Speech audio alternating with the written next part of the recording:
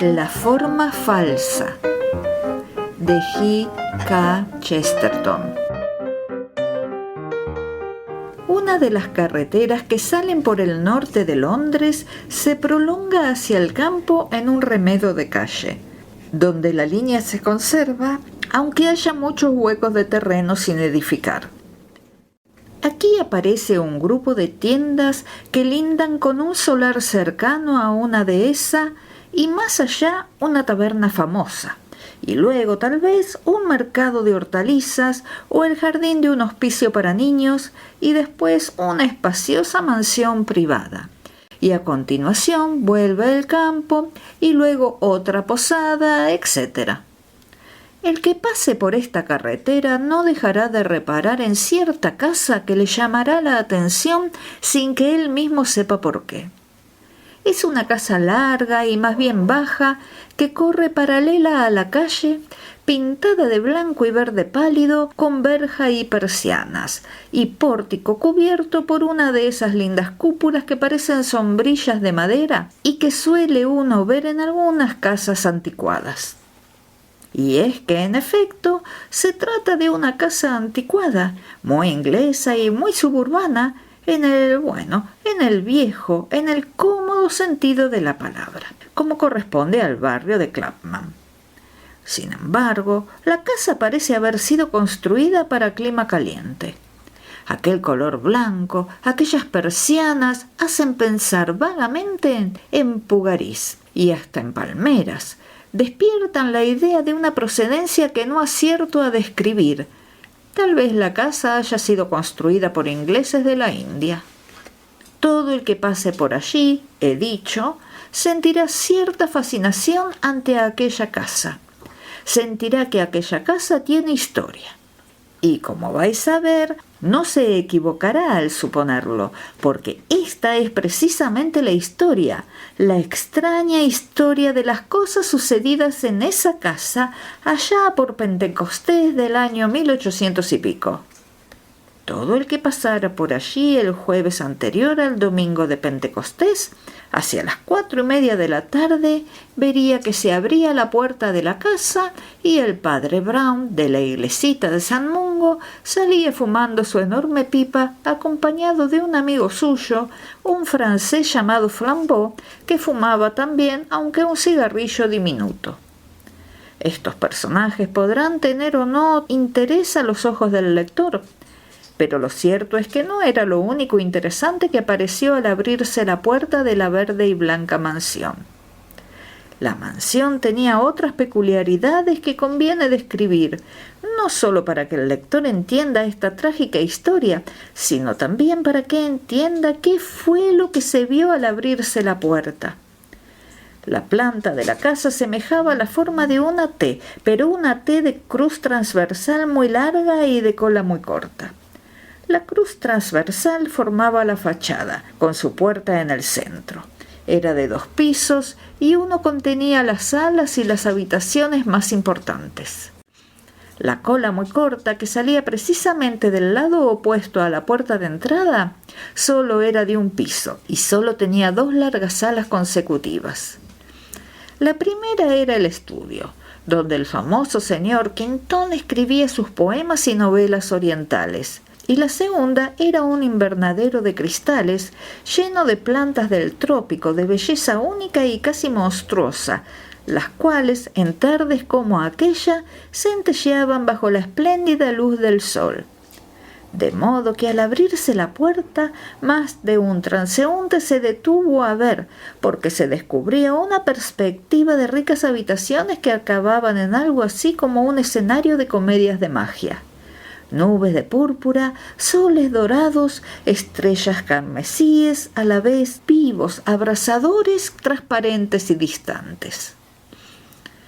Leonardo Quinton, el poeta, había procurado con premeditación este efecto, y probablemente en ninguno de sus poemas haya expresado mejor que en esto su personalidad, porque era hombre que bebía los colores y se bañaba en los colores, y a quien la sed del color llevaba al descuido de las formas y aún de las buenas formas. Esta era la causa de que se hubiera entregado tan completamente al arte y a los temas orientales, y que tuviera tanta afición a aquellos tapices enloquecedores, a aquellos deslumbrantes bordados donde todos los colores parecen haber caído en un caos feliz, sin ningún propósito de formar tipos o dictar enseñanzas. Había intentado, acaso sin un completo éxito artístico, pero con innegables dotes de imaginación e invención, componer historias épicas y amorosas que reflejaran el tormento del color vívido y hasta cruel, cuentos en que se veían cielos tropicales de oro ardiente o cobre sangriento, o en que se hablaba de héroes orientales que pasaban con unos turbantes como mitras sobre el lomo de elefantes pintados de púrpura o verde pavo, o de joyas gigantescas que un centenar de negros no bastaba para cargar y ardían con un brillo arcaico y de 1000 colores. En suma, para decirlo desde el punto de vista común, que pintaba unos cielos orientales peores que los infiernos occidentales, unos monarcas orientales que parecían verdaderos maniáticos y unas joyas orientales que un joyero de Bond Street, si los cientos de jadeantes negros que las trajeran hasta su joyería, probablemente declararía joyas falsas. Quinton, por lo demás, era un genio aunque desequilibrado, y su desequilibrio se notaba más en su vida que en su obra. Era por temperamento débil e irritable y su salud estaba muy resentida debido a ciertos experimentos con el opio oriental. Su esposa, una mujer hermosa, laboriosa y evidentemente fatigada, tenía mucho que objetar al uso del opio, pero más todavía tenía que decir contra cierto ermitaño indostánico, criatura de carne y hueso, que vestía siempre de amarillo y blanco y a quien su marido se empeñaba en mantener en la casa durante meses y más meses, a título de Virgilio que guiara su alma por entre los cielos y los avernos del oriente. De esta casa, pues, de esta aristocrática morada salían el padre Brown y su amigo, y a juzgar por su fisonomía salían con una emoción de alivio. Flambeau había conocido a Quinton en los turbulentos días de la vida estudiantil de París, y hacía solo una semana que habían renovado la amistad. Pero aparte de que la historia posterior de Flambeau fuera escabrosa, éste no se entendía bien con el poeta. No le parecía que para un caballero la mejor manera de darse al diablo fuera ahogarse con opio y escribir versitos eróticos en vitela. Al cruzar los dos amigos el umbral, antes de dar un paseíto por el jardín, la puerta de la verja se abrió de golpe y un joven, con un sombrero hongo echado hacia la nuca, trepó a saltos la escalinata precipitadamente. Era un joven de aspecto disipado, llevaba una corbata de rojo chillón muy torcida, como si hubiera dormido con ella, y venía jugando y haciendo chasquear una de esas cañas flexibles y muy nudosas. «Necesito», dijo casi sin resuello, «ver a Quinton. Tengo que verlo ahora mismo. ¿No está en casa?» «El señor Quinton está en casa», dijo el padre Brown vaciando su pipa, «pero no sé si podrá usted verlo, porque en este momento está con el doctor». El joven, que parecía no estar muy católico, penetró en el vestíbulo dando traspiés. En el mismo instante el doctor salía del estudio de Quinton, cerraba tras de sí la puerta y comenzaba a ponerse los guantes. «¿Ver al señor Quinton?», dijo fríamente el doctor. «No, creo que no es posible. Mejor dicho, no debe usted verlo. Nadie debe verlo. Acabo justamente de hacerle tomar un narcótico». «Pero oiga usted, compadre», dijo el joven de la corbata roja tratando de coger al doctor por el brazo con la mayor confianza. «Escuche usted, es que estoy en un gran apuro. ¿Está usted?» «No, señor Atkinson, no es posible», dijo el doctor obligándole a retroceder. «Cuando usted pueda alterar los efectos de una droga, entonces podré yo alterar mi decisión». Y poniéndose el sombrero, salió al jardín con los otros dos. Era un hombre de cuello de toro, baja estatura, buen natural, bigote corto, de apariencia inexpresiva, aunque daba cierta impresión de persona competente. El joven del sombrero de hongo, que parecía no podía hablar con alguien sin colgársele de la solapa, se quedó junto a la puerta tan desconcertado como si lo hubieran echado fuera a empujones, y contempló en silencio a los otros tres que se alejaron por el jardín. «Naturalmente, acabo de decir una mentira piadosa», dijo el médico riendo. «De hecho, el pobre Quinton no ha de tomar el narcótico antes de media hora. Pero no es justo que entre a molestarlo esta bestia, que solo viene a pedirle dinero, y dinero que no ha de restituir aun cuanto pudiera. Aunque hermano de la señora Quinton, que es la mujer más buena del mundo, es un pícaro». «Sí», dijo el padre Brown, «ella es una mujer excelente. De modo que yo propongo a ustedes que nos quedemos por aquí en el jardín hasta que se vaya ese tipo», continuó el doctor, «y entonces volveré yo a darle la medicina a Quinton. Como he cerrado la puerta con llave, Atkinson no podrá entrar».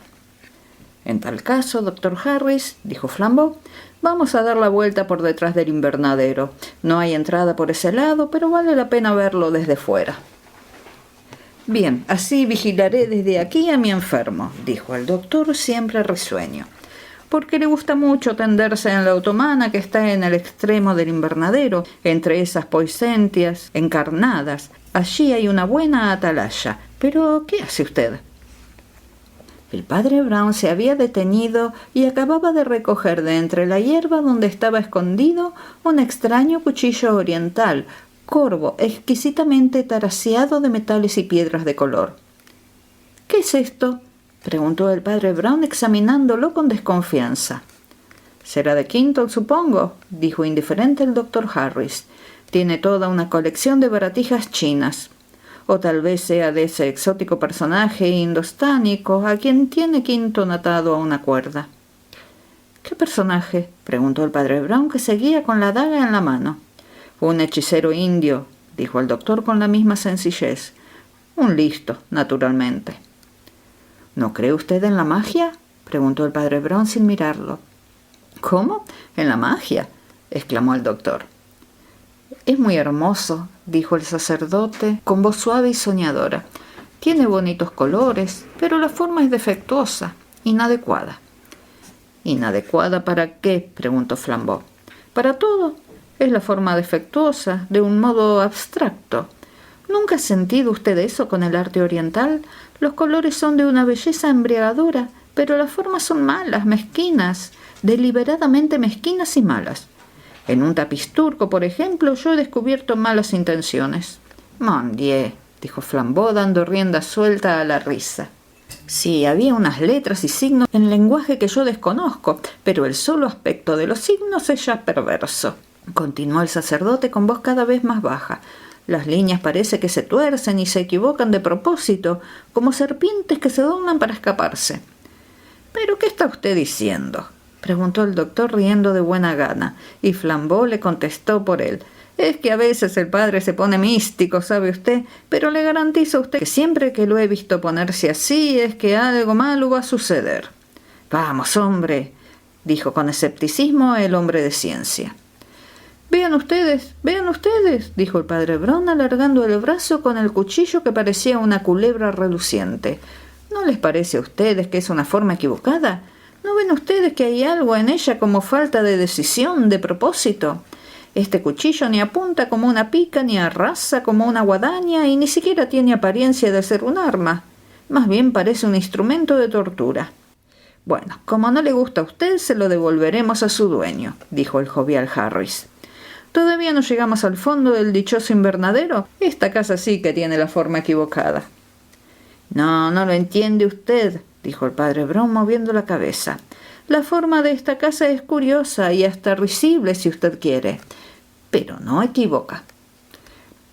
Al decir esto, llegaron a la curva de cristales que estaba al final del invernadero, curva ininterrumpida porque allí no había ni puerta ni ventana.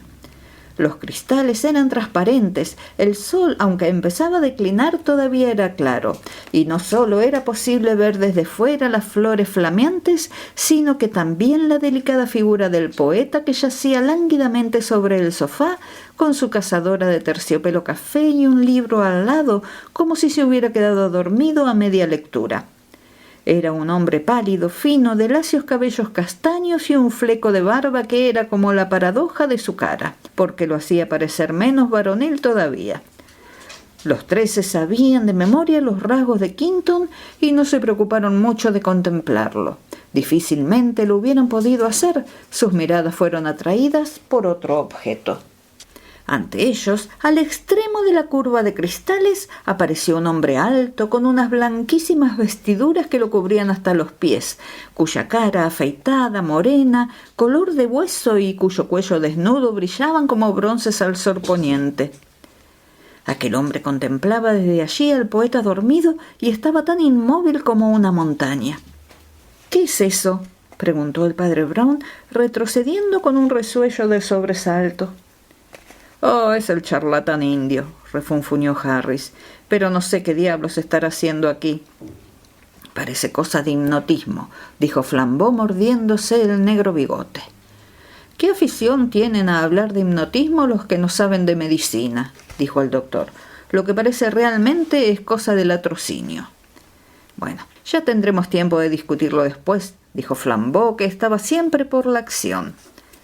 Y en 2 saltos llegó al sitio en que estaba el indio, e inclinando entonces su enorme cuerpo, que era todavía mayor que el del oriental, dijo con plácido descaro: «Buenas tardes, caballero. ¿Deseaba usted algo?». Muy lentamente, como un gran barco que evoluciona en la bahía, aquella gran cara amarilla se volvió hacia él y, hablando como por encima del hombro, dijo en excelente inglés: «Gracias, no quiero nada». Y luego, entreabriendo las pestañas y dejando ver un vislumbre de ojos opalinos, repitió: «No quiero nada». Y después, abriendo completamente los ojos con una mirada tremenda, añadió: «No quiero nada». Y se alejó presuroso por el jardín que ya comenzaba a oscurecerse. «Un cristiano contestaría con más humildad», murmuró el padre Brown. «El cristiano desea siempre alguna cosa». «¿Qué estaría haciendo aquí?», preguntó Flambeau, levantando la voz y arqueando sus negras cejas. «¿Qué sé yo?», dijo el padre Brown. Aunque la luz del sol era todavía una realidad innegable, se había convertido ya en esa claridad rojiza del crepúsculo, contra la cual los bultos frondosos del jardín se destacaban cada vez más negros. Los 3 amigos, después de pasar por el fondo del invernadero, se proponían dar la vuelta a la casa para entrar por la puerta principal, cuando al acercarse al ángulo que formaba el estudio con el cuerpo principal del edificio, tuvieron la sensación que experimenta el que asusta a un pájaro. Y otra vez vieron al faquir de la blanca túnica, que salió de la sombra y se encaminó también a la puerta de entrada. Pero con gran sorpresa suya se dieron cuenta de que el faquir no había estado solo en aquel sitio, porque casi tropezaron, y se esforzaron por disimular su asombro, con la señora Quinton. Esta les salió al encuentro a la luz incierta de la tarde con su pesada cabellera de oro y su pálido y ancho rostro. Aunque los abordó con la mayor cortesía, se notaba en ella una extraña rigidez. «Buenas tardes, doctor Harris», dijo sin más. «Buenas tardes, señora Quinton», dijo el pequeño doctor, siempre muy efusivo. «Ahora mismo voy a darle el narcótico a su marido». «Sí», dijo ella con voz despejada, «creo que ya es hora». Y saludando a todos con su sonrisa, desapareció en el interior de la casa. «Esta mujer», observó el padre Brown, «está agotada. Es de esas mujeres que cumplen con su deber durante 20 años seguidos y luego hacen una atrocidad». El doctorcito lo contempló por vez primera con interés. «¿Ha estudiado usted medicina?», preguntó. «No», contestó el sacerdote, «pero así como ustedes tienen que saber algo del alma para estudiar el cuerpo, nosotros necesitamos saber algo de este para entender aquella». «Bien, bien», dijo el doctor, «voy a darle a Quinton su mejunje». Habían dado ya la vuelta al ángulo de la fachada y se acercaban a la puerta. Al penetrar en la casa, se encontraron por tercera vez con el fantasma blanco. Caminaba éste derechamente hacia la puerta, en tal forma que se diría que acababa de entrar por la puerta que daba del estudio al vestíbulo, pero ellos sabían bien que esta puerta estaba cerrada. La había cerrado el doctor.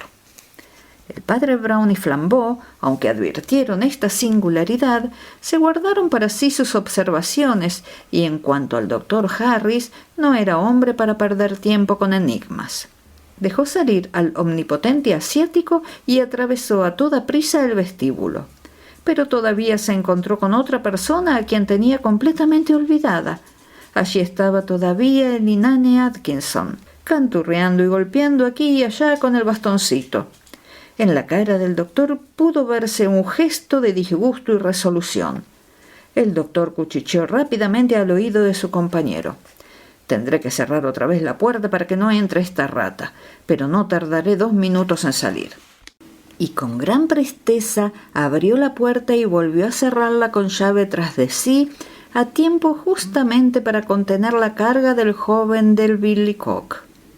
Este se dejó caer entonces desesperado en una silla del vestíbulo.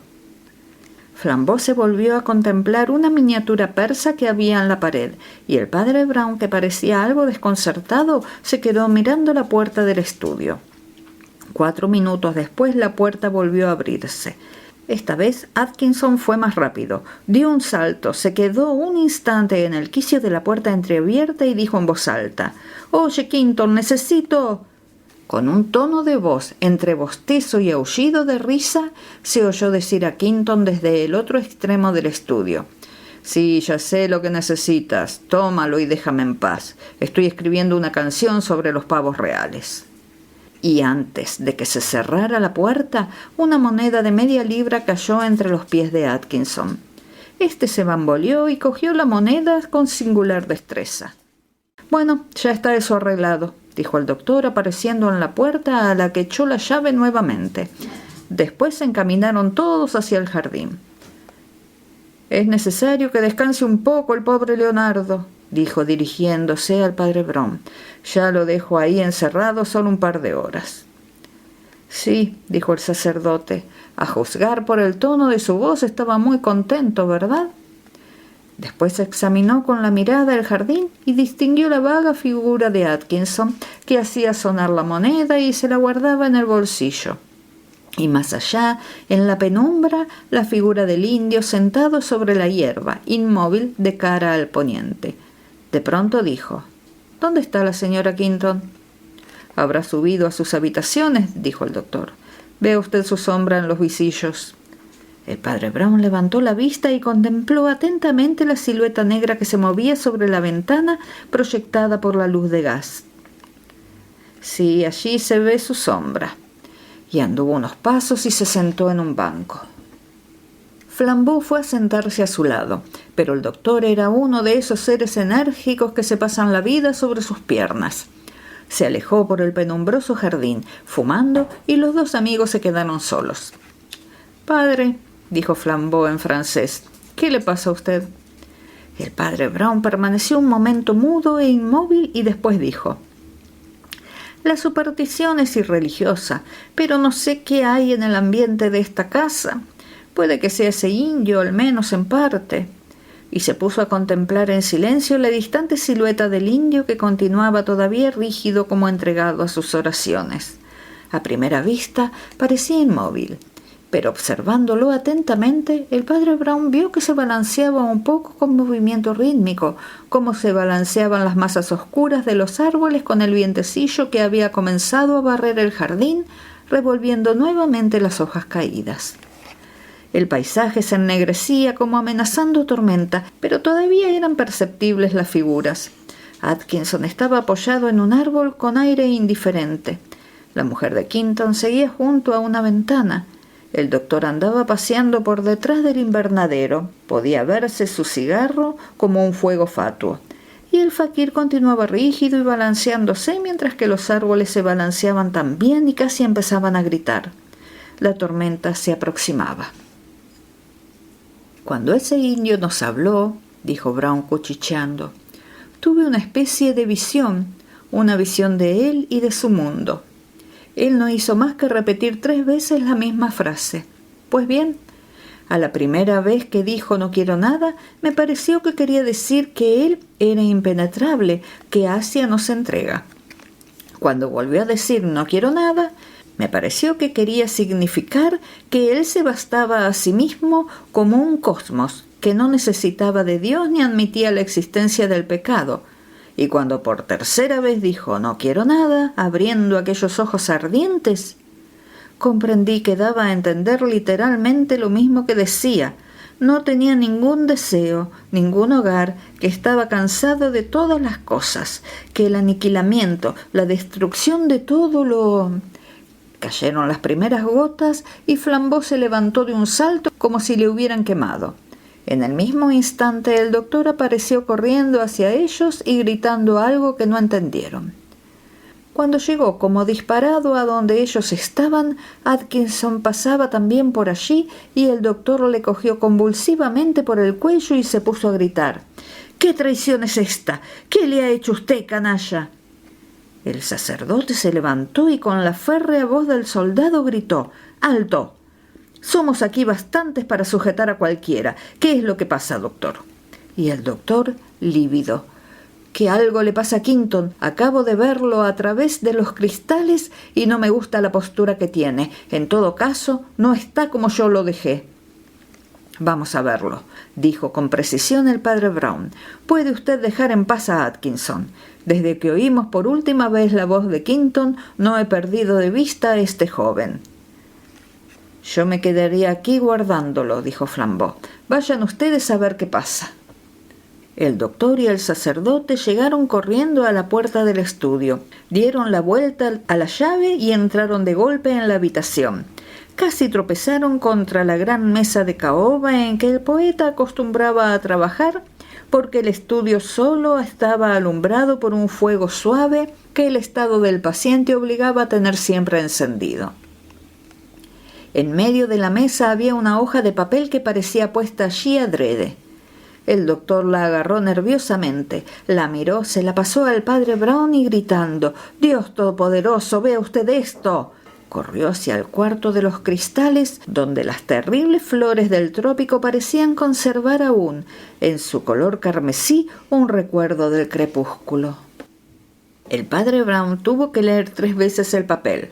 Decía así: «Muero por mi propia mano, sin embargo, muero asesinado». Y aquello estaba escrito con la letra inimitable, por no decir ilegible, de Leonardo Quinton. El padre Brown, sin soltar el papel, se dirigió entonces al invernadero. Su amigo le salió al paso con una cara de certeza y desesperación. «Muerto», exclamó Harris. Y juntos, por entre la pompa artificial del cactus y las azaleas, se acercaron donde el poeta y novelista Leonardo Quinton yacía, con la cabeza colgando fuera de la otomana y los rizos rojos barriendo el suelo. Al lado izquierdo tenía la extraña daga que aquella misma tarde se habían encontrado en el jardín, y su mano flácida descansaba todavía sobre el puño. Afuera, la tempestad había llegado como la noche de Carlyle, de un solo paso. El jardín y el techo de cristal se habían nublado bajo el manto de lluvia.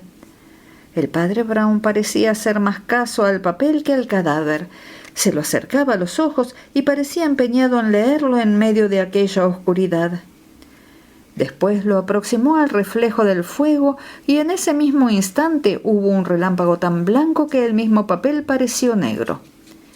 Después sobrevino la oscuridad llena de truenos y cuando el ruido se apagó, se oyó la voz del padre Brown que decía: «Doctor, este papel tiene también la forma equívoca».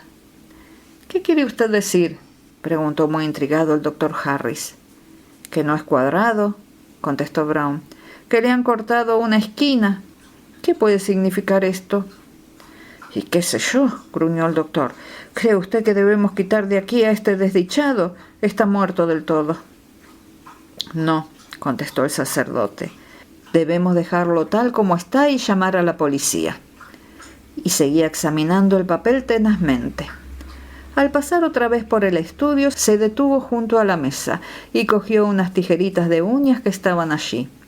«Ah», dijo con un gesto de alivio, «con esto han cortado el papel, pero sin embargo...» y frunció el ceño.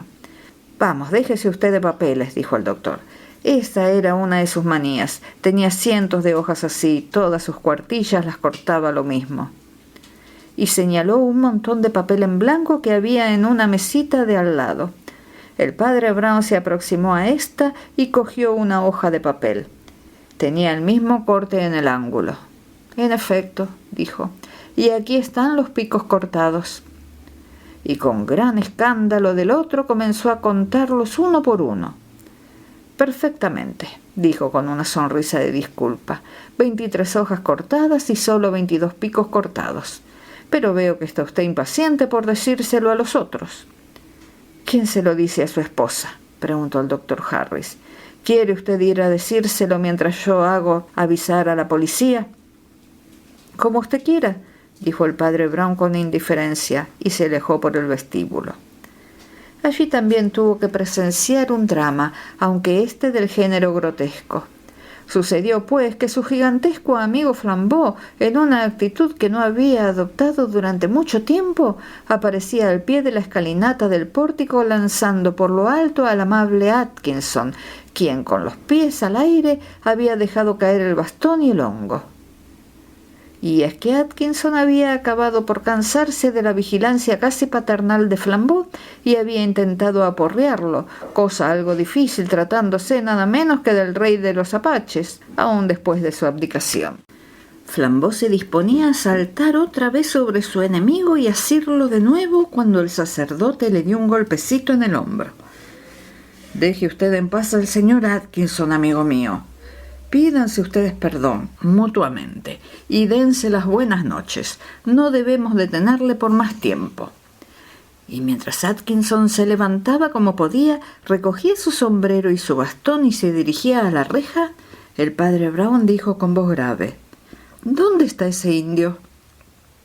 Y los tres, porque el doctor acababa de unirse a ellos, volvieron la cabeza involuntariamente hacia el sitio en que lo habían dejado, sobre la hierba, entre los árboles cabeceantes y enrojecidos a la luz del crepúsculo, cabeceando también al compás de sus extrañas plegarias. Pero el indio ya no estaba allí. «¡Demonios de hombre!», dijo el doctor pateando con furia. «Ahora comprendo que fue él». «Tenía yo entendido que no creía en la magia», observó el padre Brown. «Y no creo, en efecto», contestó el doctor revolviendo ferozmente los ojos, «sino que ese diablo amarillo me repugna desde que sé que es un brujo fingido, y ahora, como descubra que es un verdadero brujo, mi odio será mayor». «Bueno, en todo caso da lo mismo que se haya escapado», dijo Flambeau, «porque nada era posible probar ni hacer contra él. ¿Cómo va uno a presentarse al puesto de policía para denunciar un suicidio provocado por arte de hechicería o sugestión?». El padre Brown, entretanto, había vuelto al interior de la casa, resuelto a comunicar la noticia a la viuda. Cuando volvió a salir estaba pálido y trémulo, aunque nunca se ha sabido lo que hubo entre ambos durante aquella corta entrevista. A Flambeau, que estaba enfrascado en la charla con el doctor, le sorprendió un poco que su amigo regresara tan pronto, pero Brown, sin hacer caso, llevó aparte al doctor y le dijo: «¿Han llamado ustedes a la policía?». «Sí», contestó Harris, «no tardarán 10 minutos». «¿Quiere usted hacerme un favor?», dijo el sacerdote con mucha calma. «Sepa usted que yo colecciono la historia de sucesos que, como esta hazaña del indio, contienen elementos que difícilmente puedan constar en un informe de la policía. Le ruego a usted que redacte un informe sobre este caso para mi uso privado. El oficio de usted es delicadísimo», añadió mirando al doctor a los ojos gravemente. «Se me figura que usted conoce algunos detalles del asunto que no ha creído usted oportuno revelar. Mi oficio es también, como el de usted, un oficio confidencial, y de lo que usted me comunique guardaré impenetrable reserva, pero no omita usted nada». El doctor, que le había estado escuchando con aire reflexivo y la cabeza un poco inclinada, contempló un instante al sacerdote y dijo después: «Perfectamente», y fue a encerrarse en el estudio. «Flambeau», dijo el padre Brown, «allí bajo el alero hay un banco donde podemos fumar un poco, resguardados de la lluvia. Usted es mi único amigo en el mundo. Necesito hablar con usted o tal vez callar junto a usted». Fueron a sentarse en el sitio indicado. El padre Brown, contra su costumbre, aceptó un buen cigarro que le ofreció el otro y se puso a fumar en silencio y muy a conciencia. Entretanto, la lluvia sonaba y redoblaba sobre el alero. «Amigo mío», dijo al fin Brown, «este caso es muy extraño, de lo más extraño». «Ya lo creo», contestó Flambeau con un leve estremecimiento. «Sí», continuó Brown, «usted dice que es extraño y yo digo que es extraño, pero ambos queremos decir cosas opuestas. La mente moderna confunde siempre dos ideas diferentes, misterio en el sentido de lo maravilloso y misterio en el sentido de lo complicado. En materia de milagros, esta confusión es la mitad del problema. Un milagro es admirable, pero simple. Simple por lo mismo que es un milagro. Es la revelación de un poder que dimana directamente de Dios o del diablo, en vez de proceder indirectamente a través de la naturaleza o la voluntad humana. Aquí usted dice que este caso es maravilloso, porque es milagroso, porque es una brujería obrada por ese indio malvado. Entiéndame usted bien, yo no niego que sea un hecho espiritual o diabólico. Solo el cielo y el infierno conocen las extrañas influencias que determinan los pecados humanos. Pero lo que yo digo es esto. Si, como usted lo supone, es un caso de magia, claro es que será maravilloso, pero no será misterioso. Es decir, no será complicado. La calidad del milagro es misteriosa, pero su procedimiento es simple. Y he aquí que, a mi modo de ver, el procedimiento de este asunto ha sido todo lo contrario de lo simple. La tormenta, que por un instante pareció apaciguarse, redobló otra vez su vigor y había en el aire unos movimientos como truenos leves y lejanos. El padre Brown sacudió la ceniza del cigarro y prosiguió. En este asunto hay algo retorcido, extraño, complicado, que en nada se parece a los rayos que bajan directamente del cielo o del infierno. Yo percibo aquí la huella tortuosa de la voluntad humana, como se percibe la tortuosa huella del caracol. En un parpadeo, el relámpago abrió sus enormes ojos blancos, se cerró otra vez el cielo y el sacerdote siguió diciendo. Y en este laberinto, lo más laberíntico de todo es la forma de esa cuartilla de papel.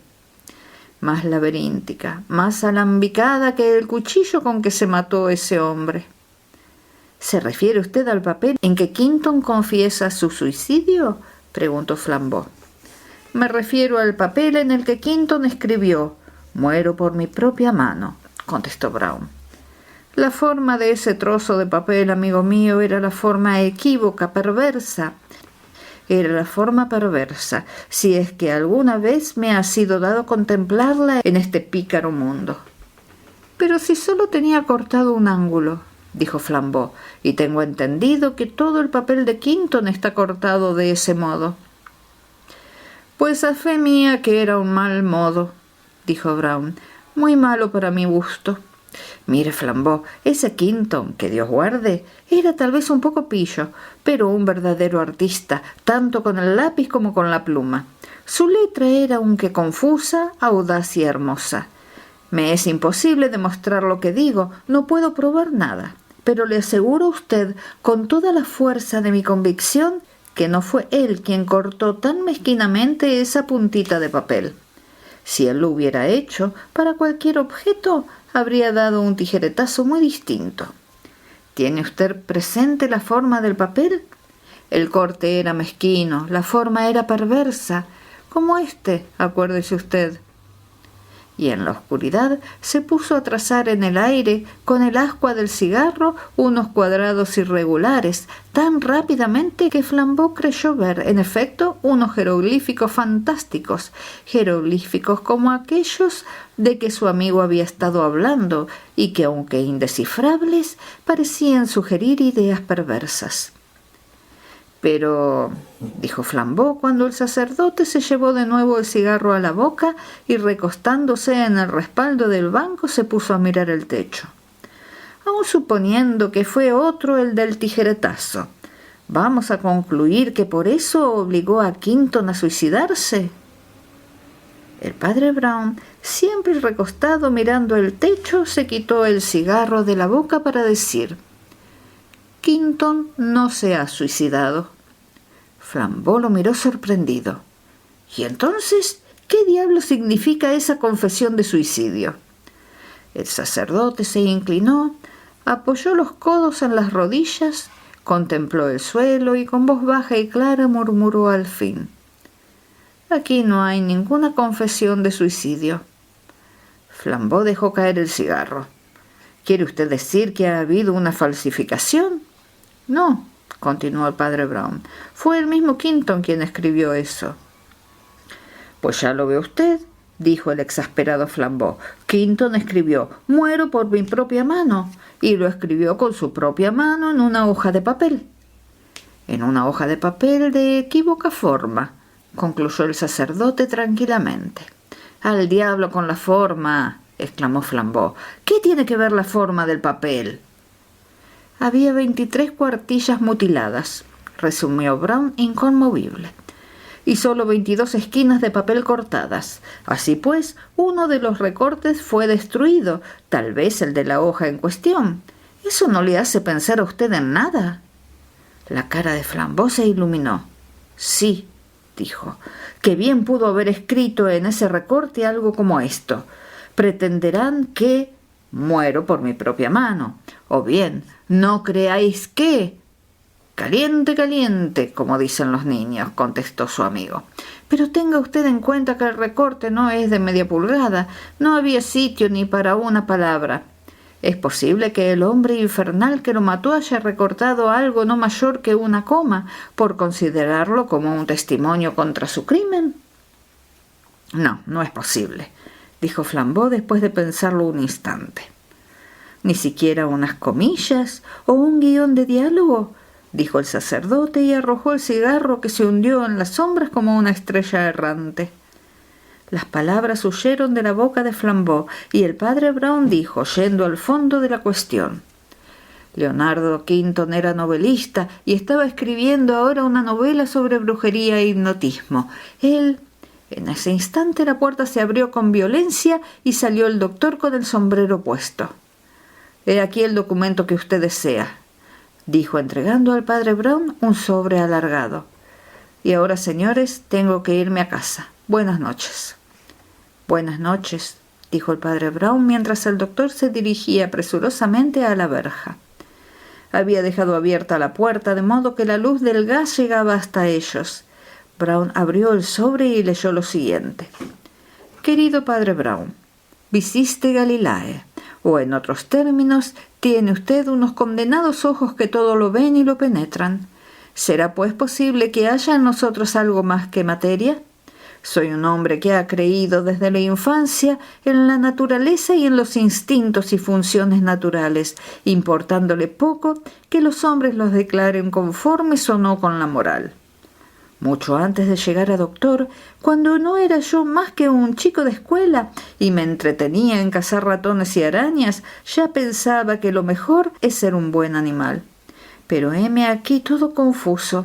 He creído en la naturaleza y ahora me parece que la naturaleza puede traicionar a los hombres. De modo que, ¿puede haber otra cosa más allá que esta miseria? Siento que me vuelvo loco. Yo amaba a la mujer de Quinton. ¿Qué había en ello de malo? La naturaleza me lo ordenaba y el amor es lo que mueve al mundo. También me parecía que ella podía ser más feliz con un animal equilibrado como yo que con ese lunático atormentador. ¿Qué había de malo en esto? Yo no tenía que vérmela sino con hechos, a título de hombre de ciencia. Ella hubiera sido más feliz conmigo. De acuerdo con mi credo, yo era libre de matar a Quinton, puesto que eso era lo mejor para todos, incluso para él. Pero como animal sano, lo que menos se me ocurría era matarme de paso a mí mismo. Así pues, decidí no obrar mientras no se presentara una ocasión favorable en la que quedara yo libre de toda sospecha. Esta mañana creí ver la ocasión. Para decirlo todo, hoy he estado 3 veces en el estudio de Quinton. La primera vez no me habló más que de su cuento de brujería llamado La maldición de un santo, cuento que estaba a la sazón escribiendo y que trataba de cómo un ermitaño indio obligó a suicidarse a un coronel inglés por su gestión. Me mostró las últimas cuartillas y me leyó el párrafo final que decía más o menos: el conquistador de Punjab, verdadero esqueleto amarillo pero verdadero gigante, logró incorporarse sobre un codo y cuchichear al oído de su sobrino. Muero por mi propia mano, sin embargo, muero asesinado. Por una casualidad, estas últimas palabras estaban escritas al principio de una hoja. Salí del estudio y anduve paseando por el jardín, embriagado por la perspectiva de una oportunidad tan admirable. Comenzamos a dar juntos la vuelta a la casa, y he aquí que se presentan otras 2 circunstancias favorables para mi proyecto. Usted tuvo sospechas del indio, y se encontró además una daga que bien podía ser del indio en cuestión. Aprovechando la oportunidad, me guardé la daga en el bolsillo, volví al estudio de Quinton, me encerré con él y le administré el narcótico. Él no quería contestar siquiera a la petición de Atkinson, pero yo volví a su lado y le insté para que hablara y diera gusto al cuñado, porque yo necesitaba una prueba de que Quinton todavía estaba vivo cuando yo abandoné la estancia por segunda vez. Quinton se quedó pues en el invernadero y yo atravesé el estudio. Soy hombre de manos ágiles y en un instante hice mi prestidigitación. Eché al fuego toda la primera parte de la novela de Quinton, que pronto se convirtió en cenizas. Después vi que el guión de la frase del diálogo era inconveniente y lo corté, y para hacer la cosa más verosímil, corté del mismo modo todas las cuartillas en blanco que había a la vista. Y después salí del estudio, dejando sobre la mesa la confesión del suicidio de Quinton y a este vivo y dormido en el invernadero del fondo. El último acto fue verdaderamente desesperado, ya lo comprenderá usted. Yo fingí que acababa de ver a Quinton muerto y eché a correr para entrar en la habitación. A usted lo entretuve con ese papel y con mi agilidad manual le di muerte a Quinton mientras que usted se entregaba a examinar la confesión de suicidio. Él seguía adormecido y yo puse el cuchillo en su propia mano y doblé su mano sobre su pecho. El cuchillo tiene una forma tan equívoca que solo un operador podía calcular el sitio conveniente para alcanzar el corazón. Me temí que usted lo sospechara. Hecho esto, sucedió la cosa extraordinaria. La naturaleza me abandonó. Lo sentí. Sentí que había hecho un mal. Y ahora parece que se me abre el cerebro y siento un extraño placer ante la idea de contarle todo a alguien, y me digo, confusamente, que si me caso y tengo hijos, ya no estaré a solas con ese horror. ¿Qué me sucede? ¿Estoy loco? ¿O será posible que tenga remordimientos como si vivieran en los poemas de Byron? No puedo escribir más. James Erskine Harris. El padre Brown dobló cuidadosamente la carta y se la guardó en el bolsillo del pecho, en el preciso instante en que se oyó un gran repiqueteo en la verja y se vieron relucir en la calle los impermeables mojados de los guardias.